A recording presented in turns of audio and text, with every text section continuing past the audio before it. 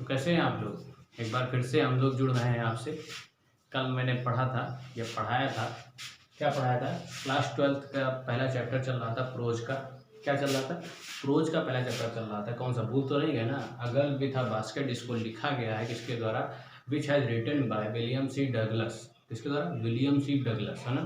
ठीक है, तो आपको याद हुआ होगा, कुछ आपने रीडिंग की थी घर पे, तो ज़रूर करिएगा। बिल्कुल, मैं बार बार कह रहा हूँ कि जो भी आपका पहला चैप्टर है अगर विथ अ बास्केट, आप 12th इन द स्टैंडर्ड, तो उसको पहले आप एक बार रीडिंग कर लीजिए। क्या, उस चैप्टर को पूरी तरीके से रीडिंग कर लीजिए। उसके बाद ये यहाँ पर आप फंसेंगे, उस मीनिंग्स को मैंने लिखा हुआ है, कुछ मीनिंग्स मैंने कल लिखाई थी, वोकैब कल लिखाई थी, उसको आपने याद रखा हुआ है ना? ऐसा मैं मान कर चलता हूँ, क्योंकि आपका और मेरा कांटेक्ट आमने सामने नहीं है। कुछ दिन में हो जाएगा। लाइव क्लासेस चलेंगी कुछ दिन बाद। अभी तो सिर्फ ऑनलाइन क्लासेस चल रही हैं, कुछ दिन बाद क्या होगा, लाइव क्लासेस चलेंगे। तो अभी तो देख लेते हैं, इसको लगातार पढ़ते रहिए घर पे। स्वस्थ रहिए, सुरक्षित रहिए, घर पर रहिए। स्वस्थ रहिए, सुरक्षित रहिए, घर पर रहिए। साबुन से हाथ जरूर धुले। अगर बाहर कहीं जा रहे हैं तो अगर आप सामान लेते हैं, कोई भी सामान लिया, आप क्या करते हैं, घर पर रहिए। घर पर रहेंगे तो ज़्यादा अच्छा रहेगा स्टूडेंट के लिए। कोई भी काम होगा, ज़रूरी काम है, तो बाहर जाइए। बाहर जाइए, किसी भी सामान, बाहरी सामान ना खाएं। अगर खाते हैं तो ये आपके लिए खतरा है ना? This is dangerous for you. If you are eating the outside of the food, then you can affected to be corona virus. आपको कोरोना वायरस हो सकता है, दिस इज पॉसिबिलिटी, है ना? ये एक संभावना है। तो कृपया बाहर न जाएं। अगर बाहर जाते हैं किसी काम से, तो बाहरी सामान को पूरी तरीके से नेगलेक्ट करें। उसको क्या करें, नेगलेक्ट मतलब होता है नेगलेक्ट का मतलब उसे बाइकआउट कर दे, बहिष्कार करें, है ना? तो ज़्यादा सही होगा आपके लिए और मेरे लिए भी, क्योंकि आपसे जुड़े रहेंगे तो मेरा भी फ़ायदा है। फ़ायदा ये है कि मैं पढ़ाऊँगा आप लोगों को, तभी स्वस्थ रहेंगे, तभी तो मैं पढ़ाऊँगा। आप स्वस्थ नहीं रहेंगे तो कैसे पढ़ाऊँगा आपको? तो ठीक है, मुझे भी दुख होगा कि आपको ऐसी कोई, हालांकि ऐसा कुछ हो ना तो ज़्यादा सही रहेगा। तो इसलिए घर पर रहें, सुरक्षित रहें, स्वस्थ रहें, जब तक कि गवर्नमेंट का कोई आदेश नहीं आता है। हम लोग ऐसे ही ऑनलाइन क्लासेस क्या करेंगे, कंटिन्यू करेंगे। ठीक है, तो आगे कंटिन्यू करते हैं, क्योंकि बोर्ड के, in the eyes of board, board के दृश्य से बहुत इम्पॉर्टेंट चैप्टर चल रहा है। इससे हमेशा कोई न कोई पैराग्राफ दे दिया जाता है, स्टैंजर दे दिया जाता है। स्टैंजर तो पोइट्री में होती है, बहरहाल पैराग्राफ दे दिया जाता है, जिसकी आपको क्या करना होता है, मैंने कल बताया था, एक्सप्लेनेशन करना होता है, और क्या करना होता है, रेफरेंस देना होता है, और कॉन्टेक्स्ट देना होता है, जो कि पूरा 8 नंबर का होता है। और इस प्रोज से टोटल 16 नंबर का आता है, जो कि आपको बताया गया था कल। 8 नंबर का पैराग्राफ, 4 नंबर का वोकैब एंड 4 नंबर का शॉर्ट आंसर टाइप क्वेश्चन। तो ये आपको याद रखना है। ठीक है, आगे बात करेंगे। अगर आपको सिलेबस की पूरी जानकारी चाहिए कि कितने नंबर कहाँ से आता है, कौन से टॉपिक से कितना पूछा जाता है, तो आप नीचे कमेंट बॉक्स में कमेंट कर दीजिए। मैं उस पर एक वीडियो 5-10 मिनट का बना दूंगा कि यहाँ से ये पूछा जाता है, इतने नंबर का यहाँ से पूछा जाता है, इतने नंबर का यहाँ से पूछा जाता है, यहाँ से इतना पूछा जाता है, तो मैं बना दूंगा। ठीक, उसकी कोई टेंशन नहीं करने की जरूरत। बस उसमें आप कमेंट कर दीजिएगा नीचे कि सर मुझे इसकी जानकारी चाहिए कि इंग्लिश लैंग्वेज में, इंग्लिश सब्जेक्ट में कौन सी जगह से क्वेश्चन का ज़्यादा बनने की प्रोबेबिलिटी होती है, संभावना कितनी जहाँ होती है, तो उसको बता दीजिए। एक बार मैं ज़रूर बता दूंगा। तो आगे स्टार्ट करते हैं, शुरू करते हैं कि देखिए, कल पढ़ाया था कुछ वर्ड मीनिंग। उससे पहले मैंने विलियम सी डगलस बारे में बताया था, विलियम सी डगलस के बारे में बताया था।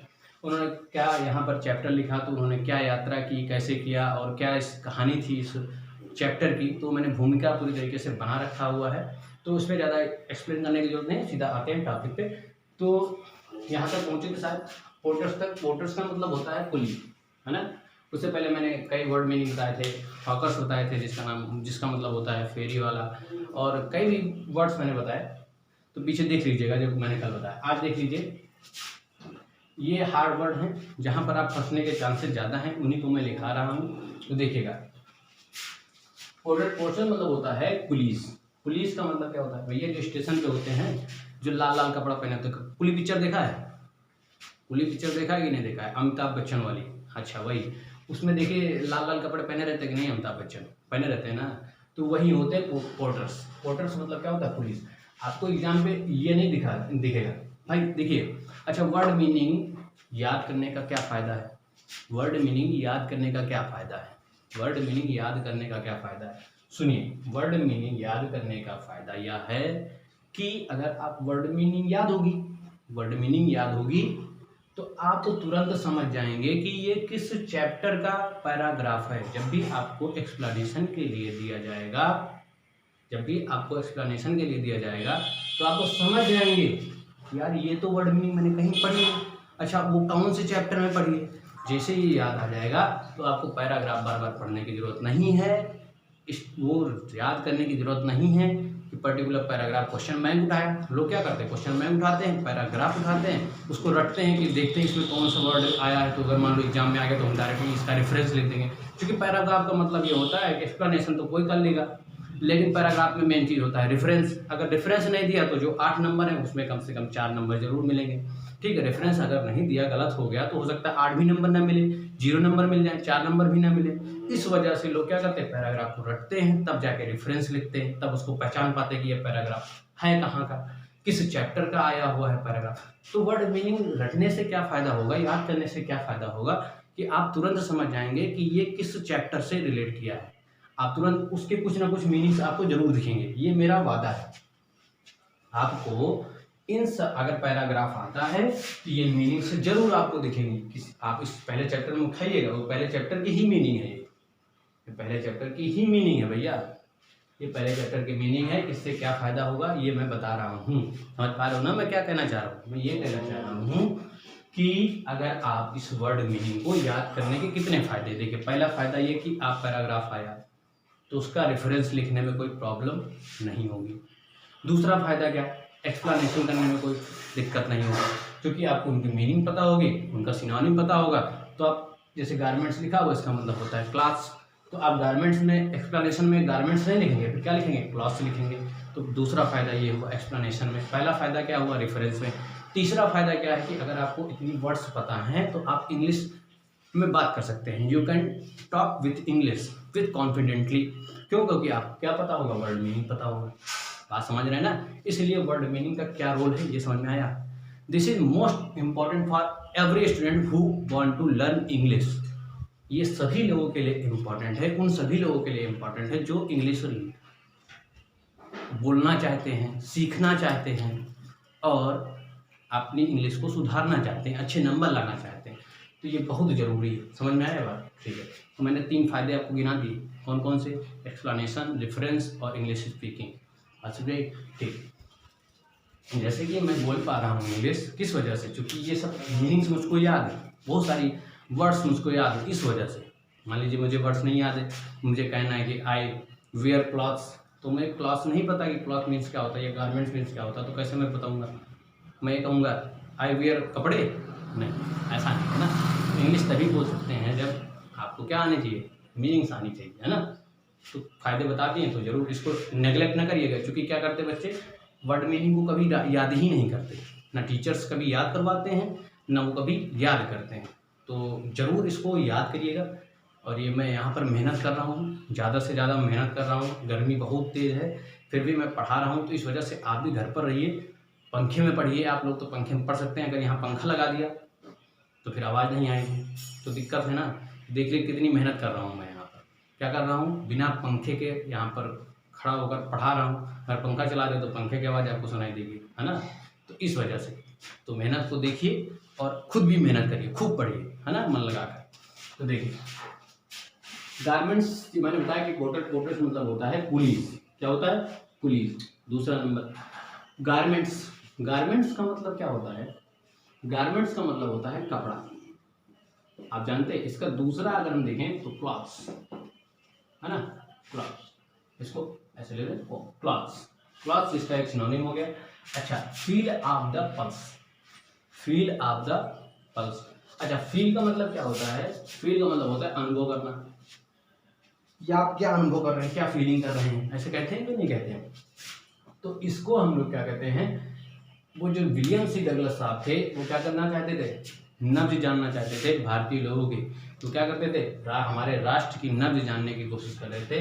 तो उस फील ऑफ द पल्स का मतलब होता है कोई भी पर्सन जिसके लिए यूज किया जाता है फील ऑफ द पल्स, उसका मतलब होता है उसके आंतरिक अध्ययन को, आंतरिक जानकारी को तो उसे हम कहते हैं फील ऑफ द पल्स। इसको लिख सकते हैं internal information of any nation, feel of the pulse of the nation. तो उसको कह सकते हैं कि उस नेशन की, उस राष्ट्र की, उस पर्टिकुलर पर्सन की नब्ज को जानना, अर्थात कहते नहीं नब्ज पकड़ लेंगे, तुम्हारी किसी की नब्ज पकड़ लो तो उसको पकड़ लेना, यानी उसकी इंटरनल जो कमी है, जो डिसेंसी है, एफिशिएंसी है, उसको पकड़ लिया आपने, क्या कर लेंगे आप उसको, आप क्या कर सकते हैं, कैद कर सकते हैं। इसलिए तो कहते हैं मित्र को कुछ बताना नहीं चाहिए। तो वही इसका मतलब यही है, फील ऑफ द पल्स का मतलब है नब्ज पकड़ना, उसको नब्ज को पकड़ना, है ना। ठीक है। मेजर का मतलब होता है, आपने सुना होगा, मैं याद करने का तरीका बता रहा हूँ, इसको थोड़ा सा सीरियस ना ले लीजिएगा। मेजर टॉपिक का मतलब आपको पता है, किसी विषय, टॉपिक का मतलब पता है, किसी विषय पे चर्चा होना। ठीक है। मेजर का मतलब होता है, आपने एक रैंक सुनी होगी इंडियन आर्मी ऑफिसर में, एक मेजर होता है, तो क्या होता है, बड़ा होता है। अब बाकी जितने भी सिपाही होते हैं उनसे तो बड़ा होता है ना। जी हाँ, बिल्कुल उसी तरीके से आपको इसे याद रखना है कि मेजर मतलब होता है बड़ा, और बड़े चर्चा, टॉपिक मतलब चर्चा यानी विषय, तो बड़े विषय, है ना, यानी कि वहाँ के जो मुख्य विषय, बड़े का मतलब हो सकता है, यहाँ पे आप बड़े के बजाय क्या लिख लो, मुख्य विषय लिख लो, क्या लिख लो, मुख्य विषय।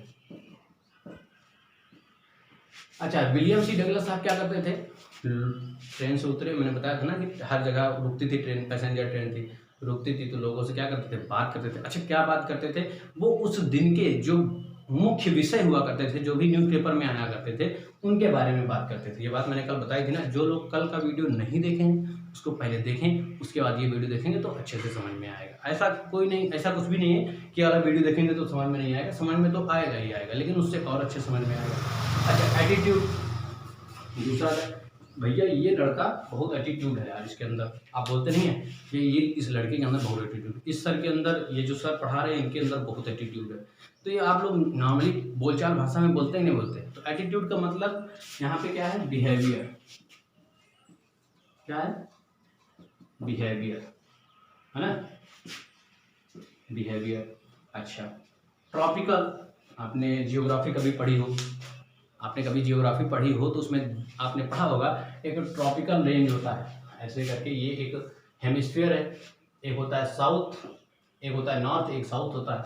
तो क्या करते हैं कि ये जो आपका नॉर्थन, जहाँ पर आप रहते हैं, नॉर्थ हेमिस्फीयर में, उत्तरी गोलार्ध में क्या होता है, ट्रॉपिकल रेंज होता है। क्यों? क्योंकि यहाँ पे बहुत गर्मी पड़ती है। तो ट्रॉपिकल का मतलब होता है हॉट मतलब गर्म, हॉट मतलब क्या, गर्म। अच्छा, सिल्ट का मतलब आप कह सकते हैं मैला, गंदा, जो भी आप कहना चाहें, ठीक है। और इनंडेटिंग का मतलब होता है फ्लूडेड विथ वाटर, फ्लूडेड विथ वाटर। अच्छा, फ्लूडेड का मतलब क्या होता है, फ्लूडेड मतलब होता है भरा होना। मैंने बताया था ना, क्या बताया था, कल बताया था कहानी में, नहीं बताया था क्या, बताया था। आपको याद होगा कि जब विलियम सी डगलस साहब जा रहे थे उत्तर भारत के मैदान से, उस समय गंगा रिवर क्या थी, पूरे तरीके से बह रही थी, पूरे तरीके से भरी हुई थी। तो वही लिखा हुआ है इनंडेटिंग, वहाँ पर आपको फ्लूडेड नहीं मिलेगा, वहाँ मिलेगा इनंडेटिंग पैराग्राफ में। तो इनंडेटिंग का मतलब होता है फ्लूडेड विथ वाटर, किससे, फ्लूडेड विथ वाटर, इनंडेटिंग। ठीक है। स्वलन मतलब भी क्या होता है, फ्लूड करना, यानी कि बहना, भरना, भरना, ठीक है। अच्छा, एक्सपेंसेस, कल मैंने एक वर्ड बताया था आप लोगों को, क्या बताया था, एक्सपेंसेस, एक वर्ड बताया था, याद होगा आपको, स्ट्रेचेज, क्या बोला था, स्ट्रेच का मतलब होता है फैलाना। जैसे स्ट्रेच, बॉडी स्ट्रेच करते हैं, वैसे आपको याद रखना है कि एक्सपेंस कहते हैं भैया अपना एक्सपेंडिचर करो, यानी खर्चा बढ़ाओ, अपना एक्सपेंडिचर बढ़ाइए, यानी एक्सपेंड का मतलब होता है, एक्सपेंसेस का मतलब होता है फैलाना। तो आप लिख सकते हैं स्ट्रेच, है ना, फैलावा, है ना, इसको फैलाना, समझ आई बात। क्लम्प का मतलब होता है, आपने कभी देखा हो, आप व्हाट्सएप चलाते हैं तो उस पर ग्रुप होगा, तो क्लम्प का मतलब भी क्या होता है, ग्रुप होता है। क्लम्प, इसका दूसरा सिनोनिम है क्लस्टर, और एक सिनोनिम और है ग्रुप। नहीं समझे, अरे भैया समझा करो यार, क्लम्प मतलब क्लस्टर का मतलब ग्रुप, व्हाट्सएप ग्रुप चलाते हो ना, वही है ये क्लम्प। तो आपको याद रखना है। देखिए मैं आपको याद करने का भी तरीका बता रहा हूँ कि आप कैसे याद कर सकते हैं। आपको हालांकि ऐसे टीचर बहुत से मार्केट में हैं, लेकिन कुछ ही लोग हैं जो बताते हैं कैसे याद रखना है, लिखवाते तक नहीं है। इंटर में अगर पहुंच गए तो आपको वर्ड मीनिंग नहीं लिखाई जाती, ये बात की गारंटी है। बात समझ में आई? तो मैं इस हार्ड वर्ड को पढ़ा रहा हूँ, बहुत ही अच्छे से पढ़ा रहा हूँ, तो इसको ध्यान देकर पढ़िए कि बहुत इंपॉर्टेंट है ये, है ना। तो पाइथन्स आपको पता होगा, पाइथन्स में शायद छोटी क्लास में अगर अच्छे से पढ़े होंगे तो अजगर का नाम सुना होगा। मैंने कल बताया अभी तक कहानी में कि जब वो जा रहे थे विलियम सी डगलस साहब, उनको अजगर दिखे, मंकीज दिखे, पाइथन दिखे, अजगर दिखे, मतलब कई प्रकार के जानवर उनको दिखे, तो वही है अजगर साहब। अजगर है ना, अजगर जो सांप होता है। हॉरिजन, हॉरिजन का मतलब होता है, आपने अंतरिक्ष की बात सुनी होगी, अंतरिक्ष, तो वही होता है हॉरिजन। हॉरिजन मतलब होता है अंतरिक्ष, आसमान, ठीक है। ट्विस्टेड, ट्विस्टेड का मतलब होता है ट्विस्ट, को कहते हैं कहानी में ट्विस्ट आ गया, ट्विस्ट आ गया, कहते कहानी में ट्विस्ट आ गया। तो ट्विस्ट आ क्या गया, ट्विस्ट का मतलब होता क्या है, कहानी में एक न्यू ट्विस्ट आ गया, यानी एक नया मोड़ आ गया। ट्विस्ट का मतलब होता है मुड़ा होना, बेंड, बेंड मतलब झुका होना। तो उसके नियरेस्ट सिनोनिम जो होता है ट्विस्ट का, वो क्या होता है, बेंड होता है। ये एक वर्ब है जिसकी थर्ड फॉर्म लिखिए, verb first form, second form, third form जानते हैं ना, जानते हैं कि नहीं जानते हैं? नहीं जानते तो मैं बता दूंगा। ये फिलहाल कितनी, कौन सी फॉर्म है, थर्ड फॉर्म है, ठीक है। तो ट्विस्टेड, ट्विस्टेड का मतलब होता है आपका बेंड होना, मुड़ा होना, झुका होना।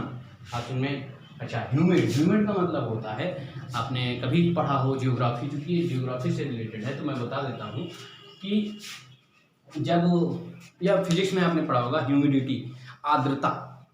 ह्यूमिडिटी पढ़ा, नहीं पढ़ा, उसी से बना हुआ है ह्यूमिडिटी जो होता है, ह्यूमिडिटी, इसका मतलब होता है आर्द्रता। आर्द्रता, आर्द्रता मतलब होता है नमी। तो ह्यूमिडिटी से बना हुआ है ह्यूमिड, ह्यूमिड जो है ह्यूमिडिटी से बना हुआ है। इसका मतलब होता है डैम्प, डैम्प एक इसका सिनोनिम होगा। इसका मतलब क्या होता है, इसका मतलब होता है नमी। क्या मतलब होता है, नमी। चलिए मैं आता हूँ 1 मिनट में।